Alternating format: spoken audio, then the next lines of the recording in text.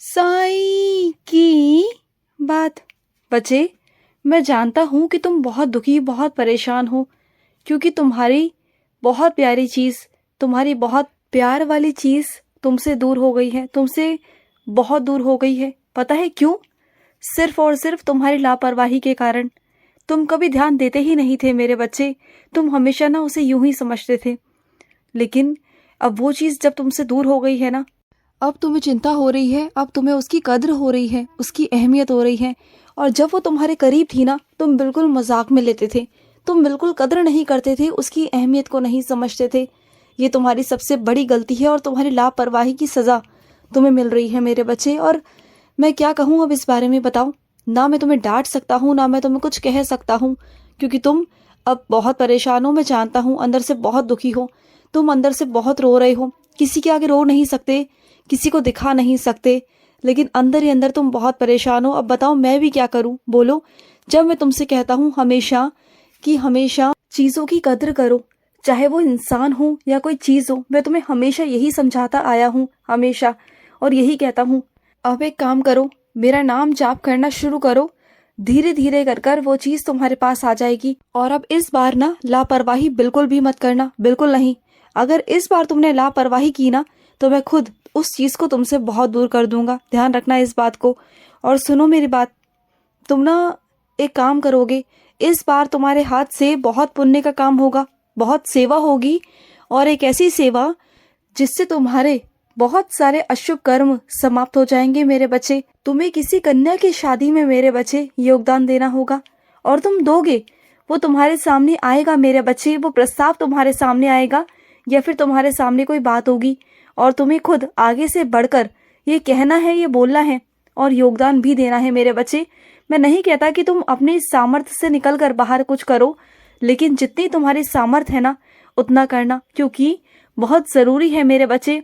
और जिसकी कन्या की शादी है ना, वो बहुत गरीब है, बहुत गरीब, बहुत ज़रूरतमंद है, और वो मुझसे उम्मीद लगाकर बैठा है कि मैं उसकी सहायता करूँगा। तो हाँ मेरे बच्चे, मैं सहायता करूँगा उसकी, लेकिन तुम्हारे माध्यम से मैं उसे योगदान दूंगा, और वो योगदान तुम्हें देना होगा मेरे बच्चे, क्योंकि मैं उससे वादा कर चुका हूँ। और तुम्हें अब मेरा वादा निभाना होगा मेरे बच्चे, और तुम्हें योगदान देना होगा, क्योंकि वो सेवा मैं तुम्हें दे रहा हूँ मेरे बच्चे। ये मेरा आदेश है कि अगर तुम्हारे सामने ऐसा कोई ज़रूरतमंद आए, तो उसकी आगे से खुद मदद करना, आगे से बढ़ चढ़कर मदद करना, और जितना हो सके उतना करना, ठीक है ना? ये सेवा तुम्हें करनी है, और ज़रूर करनी है मेरे बच्चे, समझो इस बात को, ये मेरा आदेश है।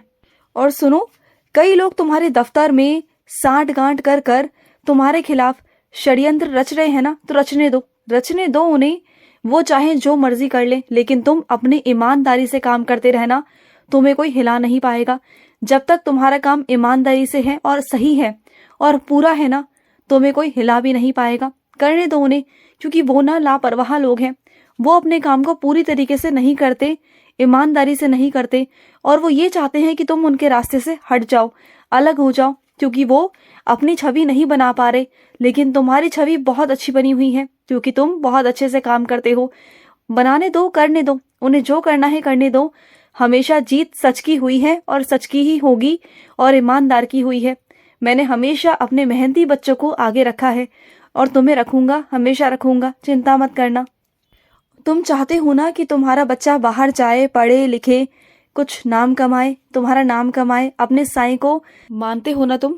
तो बस हो जाएगा, हो जाएगा मेरे बच्चे, तुम चिंता मत करना। तुम्हारे बच्चे में वो काबिलियत है, वो उसके अंदर काबिलियत है कि वो जो चाहे वो कर सकता है। और एक काम करोगे, जो उसके अंदर करने की चाह है ना, जो उसमें रुचि है, उसे उसी क्षेत्र में डालना। उसे ज़बरदस्ती मत करना कि वो ये करे या वो करे। जो उसका मन हो वही उसे कराना, वो उसी में बहुत आगे निकलेगा, बहुत आगे। ये मत सोचना कि उसकी कला छोटी है, उसकी कला छोटी नहीं है। कला तो बराबर होती है मेरे बच्चे, बस करने वाले में वो हिम्मत, वो शक्ति होनी चाहिए कि वो उस कला को कहाँ तक लेके जा सकता है, कितना ऊपर तक लेके जा सकता है, ये सोचना। तो वो उस बच्चे पर निर्भर करता है मेरे बच्चे। बल्कि उसे कमज़ोर मत करो, उसकी ताकत बनो, उसकी शक्ति बनो।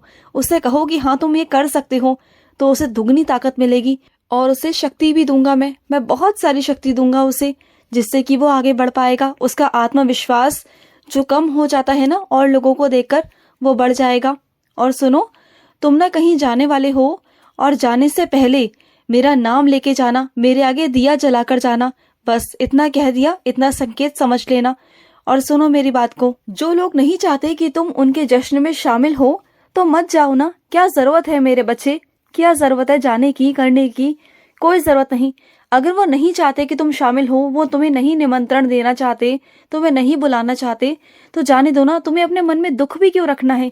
बल्कि तुम्हें ये सोचना है कि तुम्हारे साईं ने तुम्हें वहां जाने से रोक दिया, वहां जाने से कोई अनहोनी, कोई संकट आ सकता था। ये सोचा भी करो ना।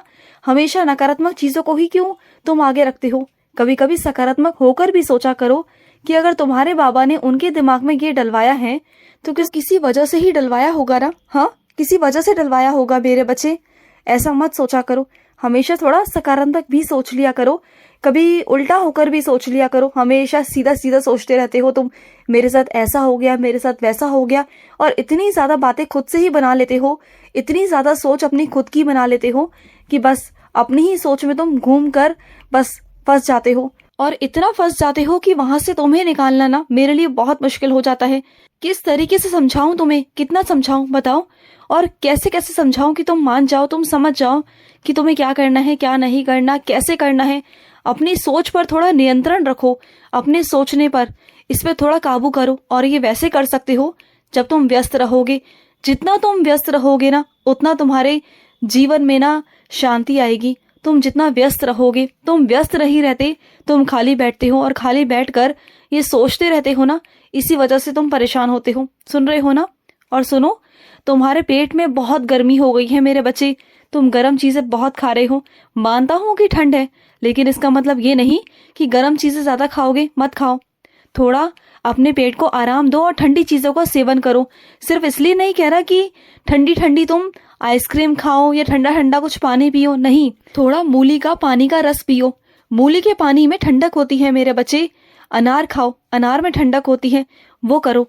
ऐसा उल्टा सीधा काम नहीं करना कि तुम अपनी तबीयत को ही खराब कर लो कि बाबा ने कहा था।